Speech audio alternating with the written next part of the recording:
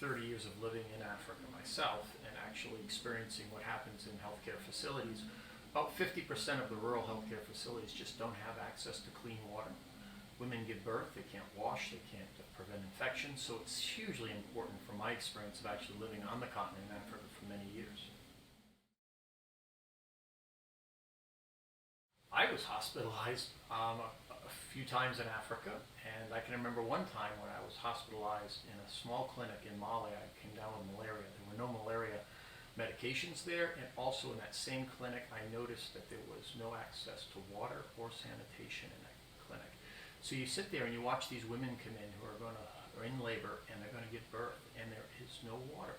So the water needs to be brought by the family. So there are actually buckets of water being brought in. Who knows the source of those buckets of water? And they're being brought into a rural clinic for women to give birth. And it's just amazing that the people who come for service have to bring their own water. It's something that you just realize from the context I grew up in, that just is something that's unacceptable, and there it should be unacceptable as well. People everywhere should have access to quality health care. Also, Americans should care because there's a lot of diseases out there that actually are able to transmit across borders easily. Airports in every day in America, there are people arriving from all over the world, and so we need to prevent infectious diseases. We need to prevent other diseases which actually have a high contagion factor right now. You've heard of Ebola, we've heard of all these other diseases, so it's in our best interest to actually have health care facilities provided with wash and sanitation. We partner with local healthcare facilities around the world, especially in rural environments and low resource settings. So many of these countries, that's where we work. We work with mission hospitals many times. These mission hospitals have been there for 30, 40, 50, 60 years.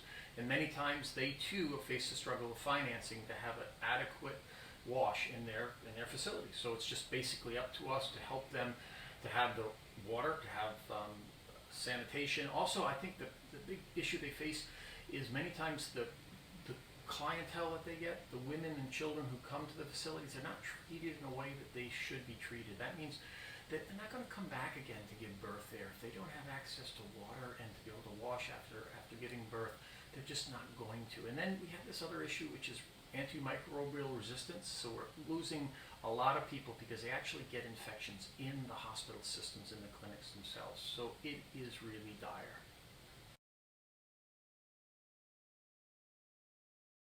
Sustainability is a huge issue here because you have to, these investments that we're making, we want them to be sustained. That's why we work with the mission hospitals and many rural hospital systems. They're there, they're going to continue to be there, they're going to actually take these investments and actually multiply these investments.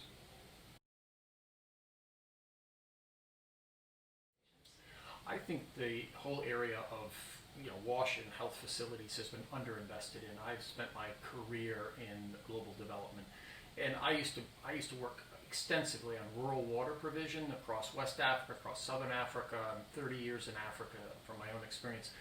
Rarely did we actually go to the health facilities and the clinics to say, what are your needs? So it's been underinvested in. People need to be brought to a new awareness that we need investment in the health facilities for clean water. I support wash and healthcare facilities because it is the right thing to do.